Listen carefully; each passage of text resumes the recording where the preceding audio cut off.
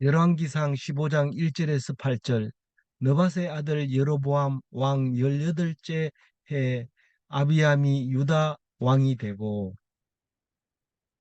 어 이제 남쪽 왕은 20명의 왕이 탄생하고 북쪽 왕은 19명의 왕이 탄생하는데, 드디어 이제 2대를 이제 다 지나가는 이야기를 하고 있습니다. 어, 지금부터는 정신을 안 차리고 있으면, 정신을 차리고 있다 하더라도 사실 재미가 없습니다. 왜 재미가 없느냐면, 딱딱 연도수가 나오면은 연도수에 맞춰서 외워놓으면 시험이 나와도 그냥 칠 수 있는데, 지금은 뭐 날짜를 맞춰보면 안 맞습니다. 그래서 신학자들이 여러 가지로 어, 날짜를 만들어 놨는데 안 맞아요. 근데 제가 이제 음, 다닐 때에 예, 그 차, 차준희 목사님일까요? 예, 그분이 이, 그 음, 정리를 해놓은 것은 연도수별로 딱 이렇게 정리해 놨습니다. 성경에 나온 거하고 안 맞아요. 안 맞는데 딱 정리해 놨습니다. 왜냐하면 앞뒤로 다 찾아보고 이건 18세째 했지만은 연도수로는 17번째다 뭐 이렇게 이제 기록을 딱 하는 것을 볼 수 있습니다. 그래서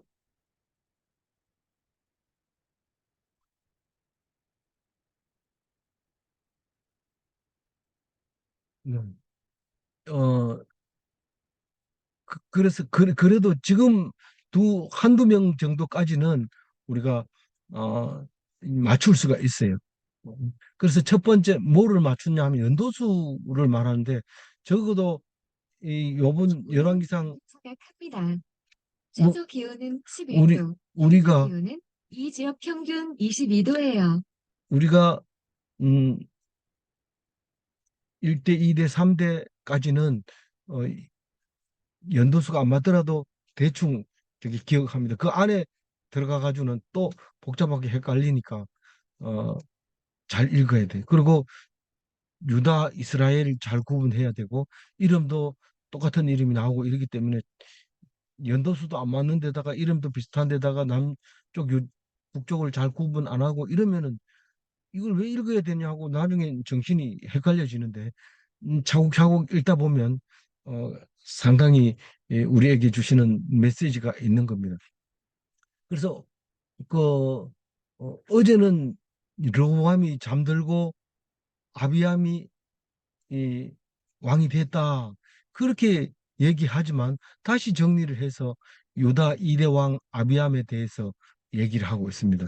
1대 왕은 르호보암이죠. 유다 왕, 남유다 왕 1대 왕 이름이 뭔가 르호보암, 이건 기본이죠. 뭐 알아야 되죠. 그래서 르호보암이 죽고 2대 아비암이 이 왕이 됐는데, 르호보암 얘기가 어제 끝났고 이제 르호보암 얘기는 안 합니다. 안 하지만 연도수 계산할 때는 나옵니다. 그래서 이제 느밧의 아들 여로보암은 북이스라엘을 말하고 있는 겁니다.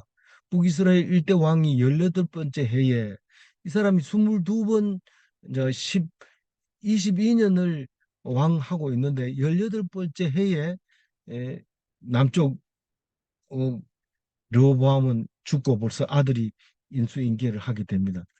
어, 그래서 남유다의 2대 왕이 아비암이고, 어, 느밧의 아들 여로보암 18년이니까 르호보암 18년과 여로보암 18년 같은 해죠. 근데 르호보암은 18년이 마지막 죽은 해고, 여로보암은 아직도 4년 5년을 더 이제 북이스라엘을 다스리고 있는 겁니다. 2절을 읽어봅니다. 예루살렘에서 예루살렘에서 3년 3년 동안 동안 다스리니라. 다스리니라. 그의 그의 어머니의 어머니의 이름은 이름은 마아가요 마아가 아비살롬의 아비살롬. 딸이더라. 예루살렘에서 3년 다스렸다는 말은 아비암이 3년만 통치를 하고 죽었다는 뜻입니다. 그 예루살렘이라는 것은 남유다를 말하는 거고, 왜 예루살렘이라고 얘기했냐 이러면 유다 특별히 구별된 땅이 예루살렘입니다. 그래서 유다가 예루살렘을 통치를 했으니까 구별된 백성이고 하나님이 택하신 거다.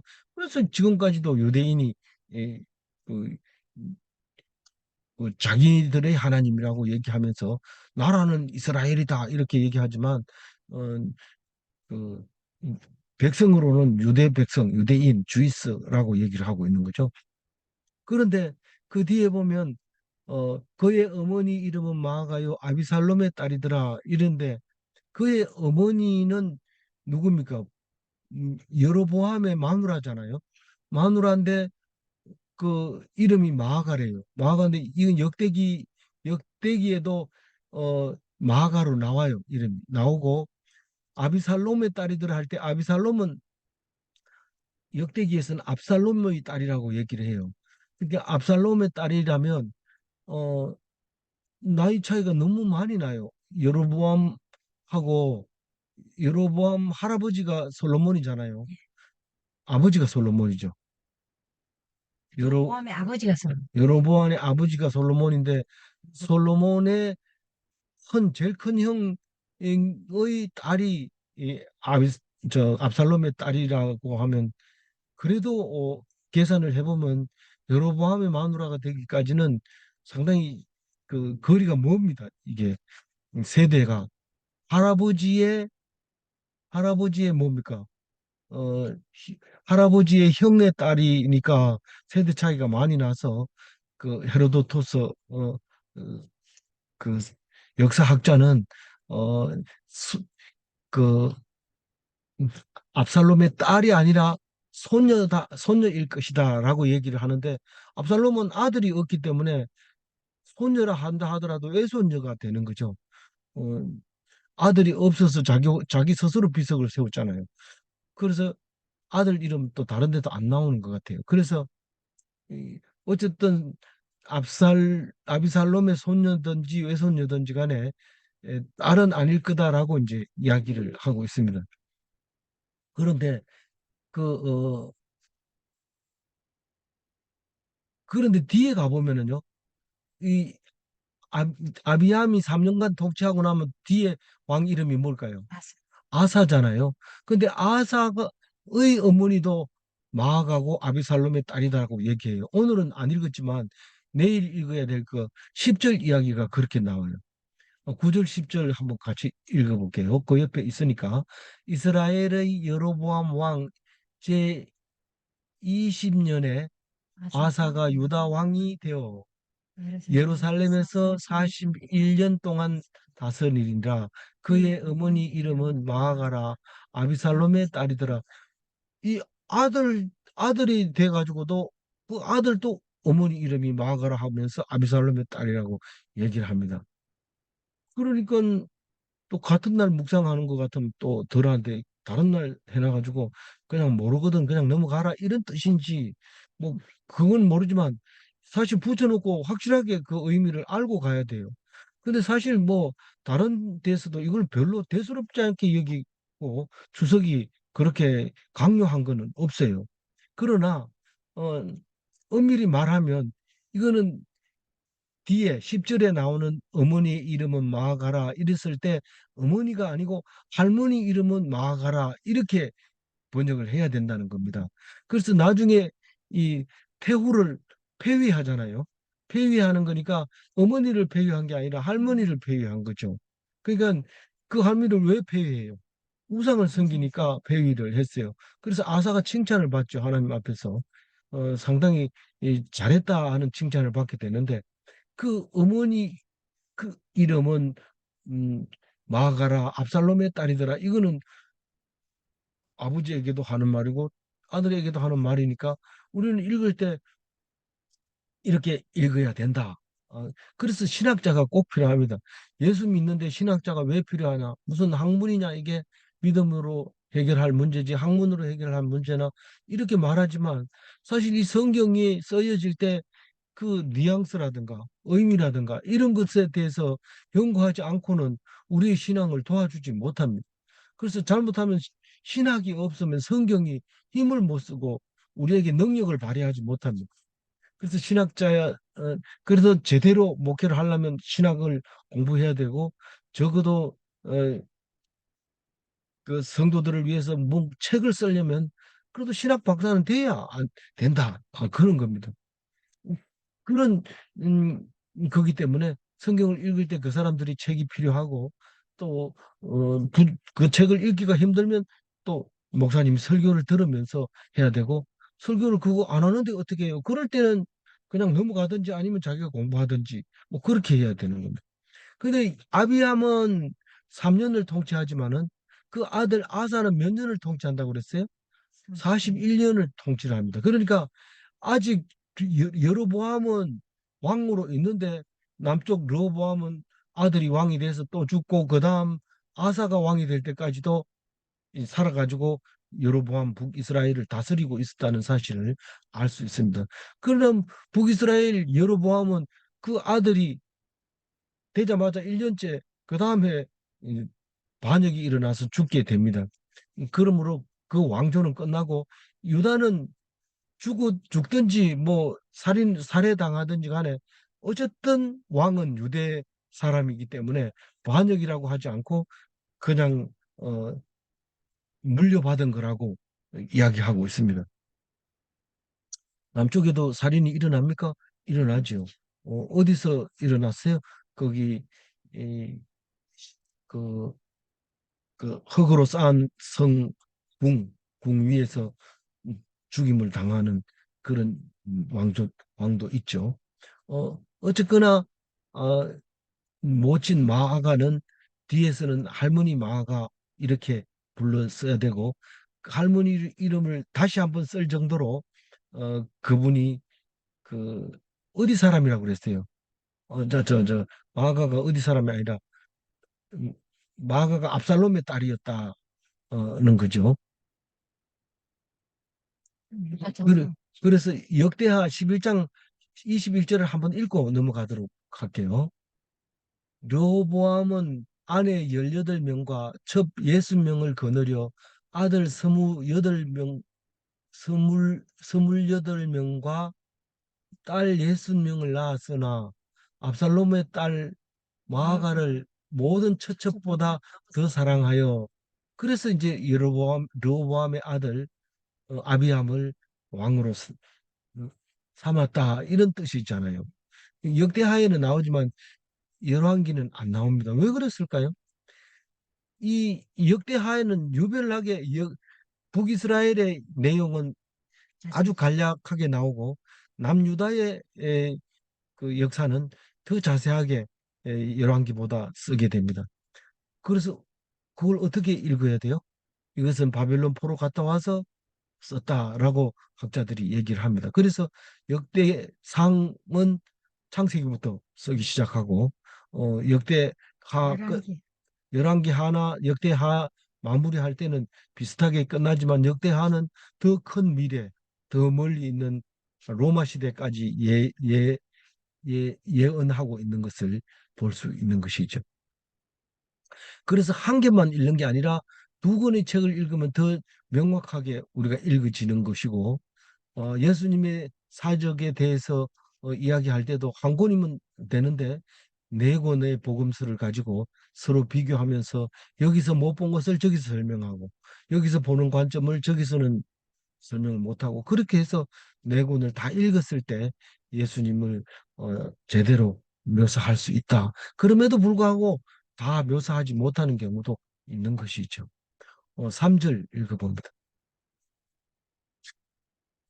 아비암이 그의 아버지가 이미 행한 모든 죄를 행하고 그의 마음이 그의 조상 다윗의 마음과 같이 아니하여 그의 하나님 여호와 앞에 온전하지 못하였으나 아비함은 뭐 3년 동안 통치하면서 얼마나 잘했겠어요. 그러나 그 3년 동안 아버지 가르쳐 준 거 그것만 했다. 다시 말해서 우상 섬기고 그랬다.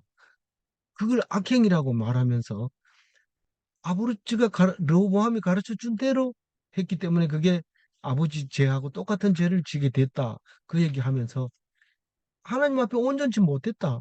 그것은 다윗의 길을 가지 않았던 것이다. 라는 거죠. 뭐 아비함에 대해서는 내가 너를 다윗의 길로 가면 길을 영원히 해주겠다 이런 말은 안 했지만 그거는 아버지한테 했는 게 아들한테 했는 거나 마찬가지로 전수가 돼줘야 되는데 아버지가 악행을 하니까 아들도 악행을 하게 됩니다. 4절 읽어봅니다.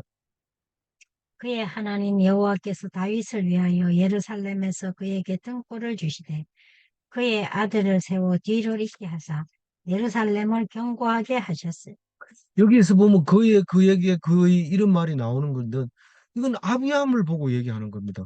이게 뭐 엉뚱한 다윗을 얘기 또 한다 이런데 또 하는 게 아니라 아비함이 다윗의 후손으로 그 아들에게 그 이름이 뭐라고요? 아사왕 아사를 물려 아사 왕 참 그 오랫동안 왕하고 또 온전한 왕이다.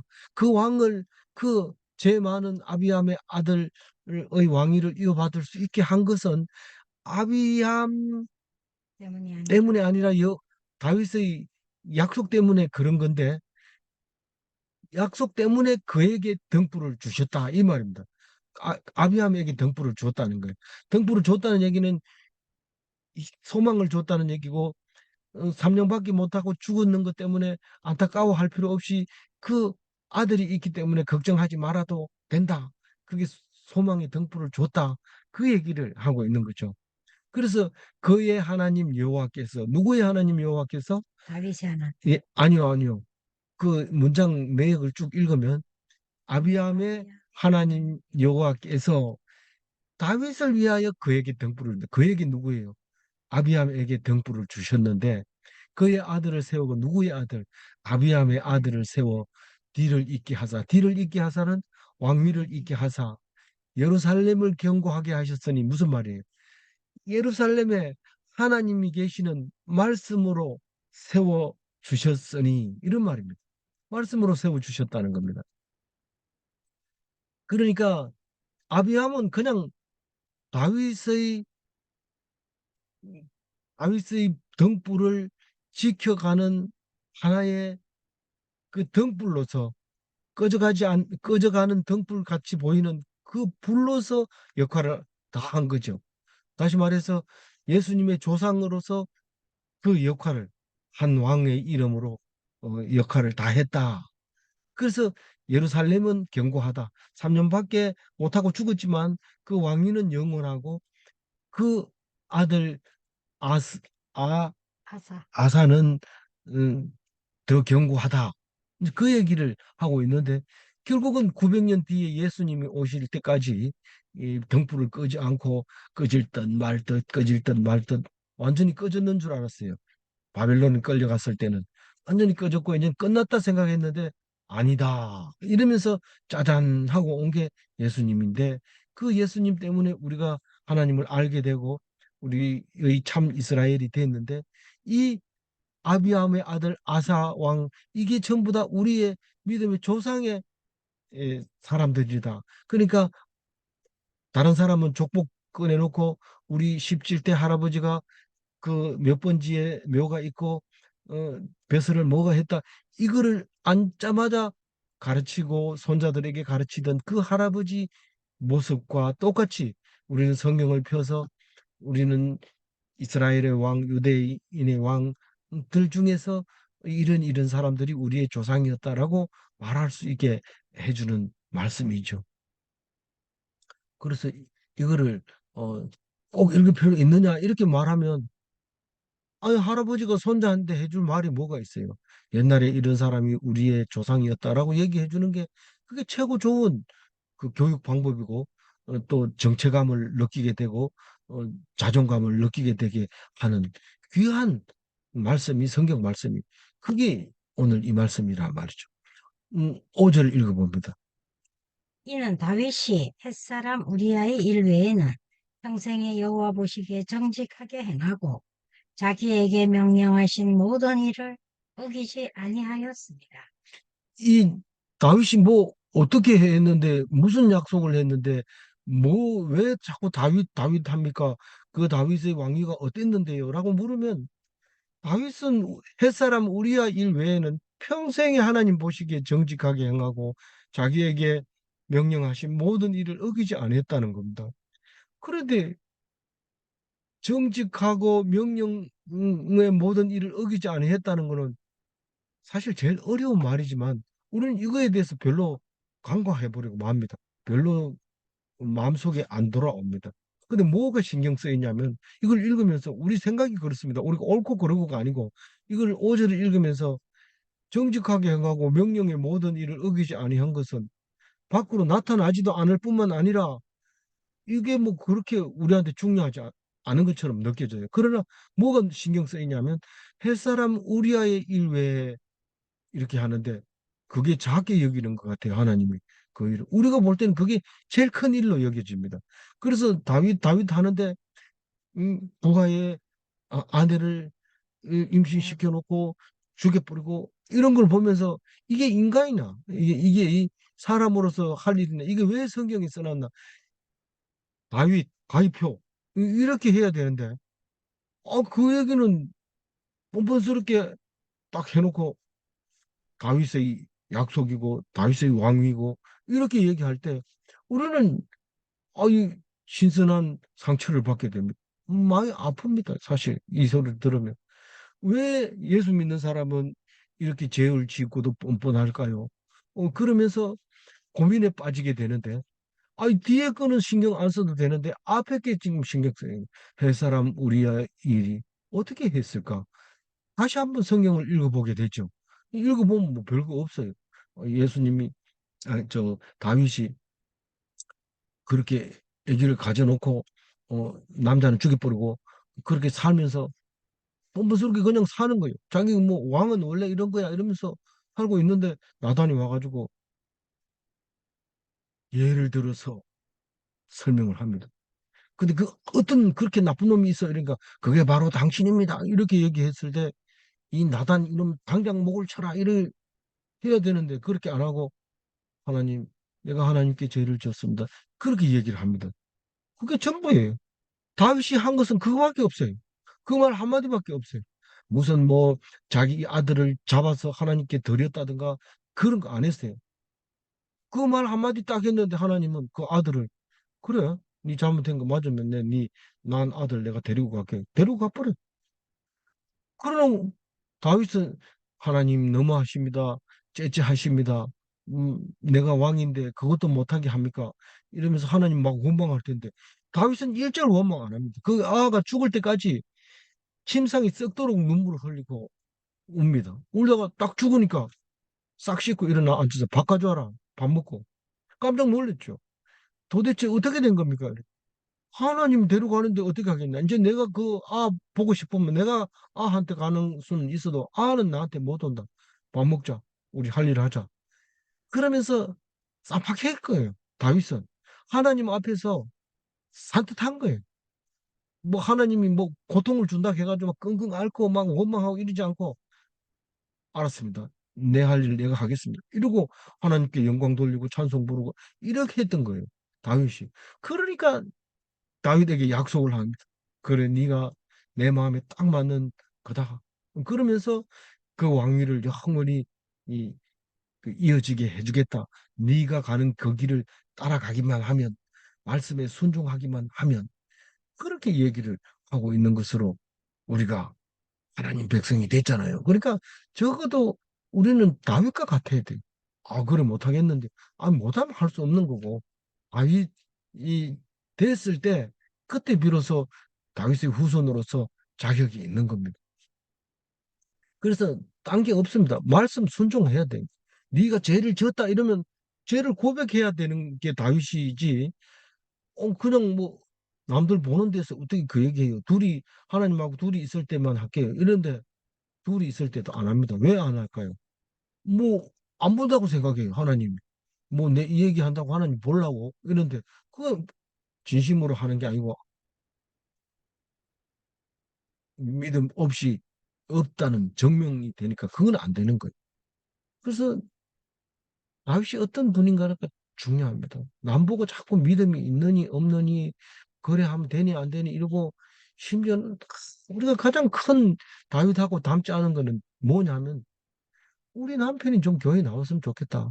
우리 마누라가 좀 잘 믿었으면 보통 우리 마누라가 잘 믿었으면 좋겠다. 이 소리는 별로 많이 안 합니다. 근데 주로 하는 게 우리 남편이 잘 믿었으면 좋겠다. 이게 가장 많습니다. 그리고 우리 아들이 교회 나갔으면 좋겠다. 이런데 니나 똑똑해라. 니만 하나님 잘 믿으면 나머지는 내가 다 알아서 할게.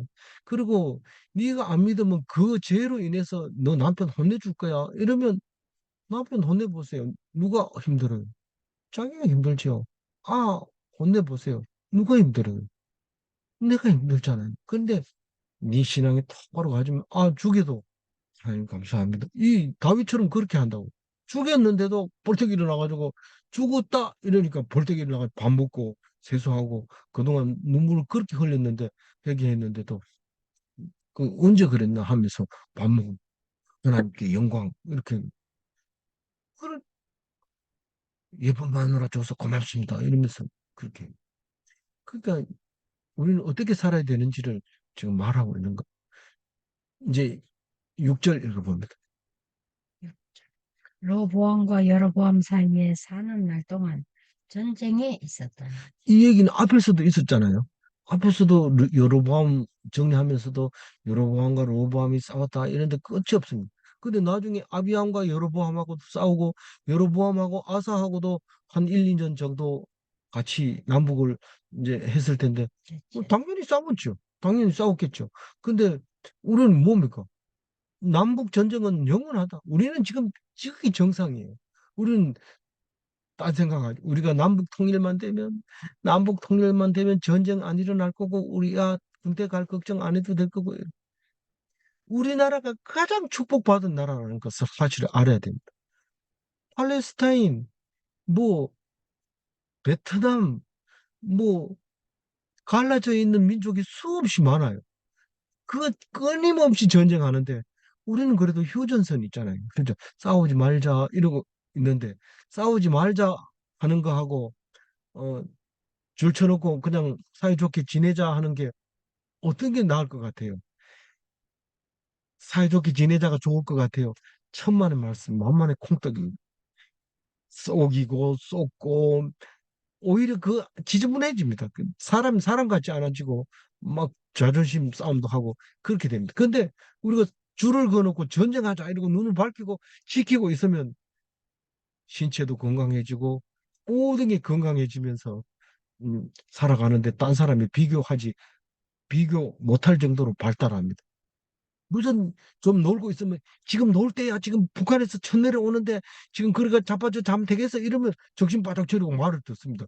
그런데 만약에 그게 없다면 내 노는데 내 자유인데 이러면은 아무 일도 안 되고 자꾸 이 침체에 빠지고 폭락하게 되는데 보입니다. 그게 보입니다. 우리가 겉으로 말을 못하지만 지금 대적이 없는 나라는 점점 썩어가고 있어요. 그럴 수밖에 없어요.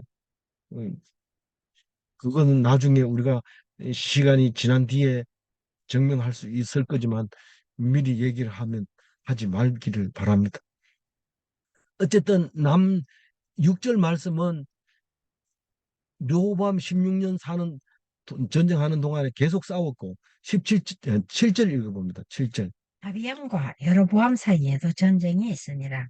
아비암이 남은 사적과 그의 행한 모든 일은 유대 왕 지략의 역대 지략에 기록되지 아니하였느냐. 여기 아비암은 몇 년 한다고 그랬어요? 3년 하고 3년 동안 음, 그 여로보암하고 아비암하고 하고 나머지 2년은 아사하고 여로보암하고 또 이렇게 전쟁이 하고 있었을 거예요. 왜냐하면 여로보암이 전쟁할 마음을 가지고 있기 때문에 당연히 그렇죠. 그리고 그 이후에도 계속 그렇게 하다가 또 사돈 맺어가지고 또 친한 척하고 왕래하다가 나중에는 이스라엘이 먼저 망하고 유다가 나중에 남아서 이제 바벨론에게 망하는 이야기가 나오지 않아요? 그래서 우리는 역대 지략이라는 말이 자주 나오는데 이 그 이거는 우리나라 삼국 사기, 삼국 유사 이런 거나 마찬가지인데 이게 안 남아 있어요. 삼국 유사도 이거는 사본만 남아 있고 삼국 사기도 중요하지만 어, 이건 뭐 개인적으로 쓰라 그랬지 이게 나라에서 정책적으로 했는 것도 아니고 이런 것들이 남아 있는 거죠. 우리는 성경은 그걸 찾아서 읽는 것이 아니라 성경 66권만 가지고 또 충분히 예, 하나님 앞에서 은혜를 받을 수 있고 기뻐할 수 있고 뜻을 깨달을 수 있는 거죠. 8절 마지막 절 읽어봅니다. 아비암이 그의 조상들과 함께 자니 다윗성에 장사되고 그 아들 아사가 대신하여 왕이 되고. 이 다윗성에 장사할 수 있는 것은 남유다만 가능하죠. 북이스라엘은 여기까지 올 수가 없습니다. 자기 조상들의 묘를 따로 써야 됩니다. 다윗성은 예루살렘 남쪽에 조그만 언덕 산이지만은 그게 무덤으로서의 가치가 최고 전 세계적인 뭐 가격을 비교할 수는 없지만 거기를 가장 좋아하는 무덤이 되는 거죠. 어, 그래서 다윗성이 장사됐다는 것은 다윗의 후손에게 축복을 주고 있는 것이죠. 근데 아사는 41년 혹은 40년 이렇게 통치했는 걸로 우리가 기록을 읽어볼 수 있습니다.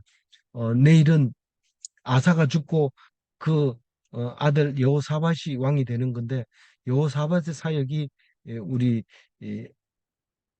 10월 달까지 끝까지 이야기가 나올 겁니다. 여호사밧의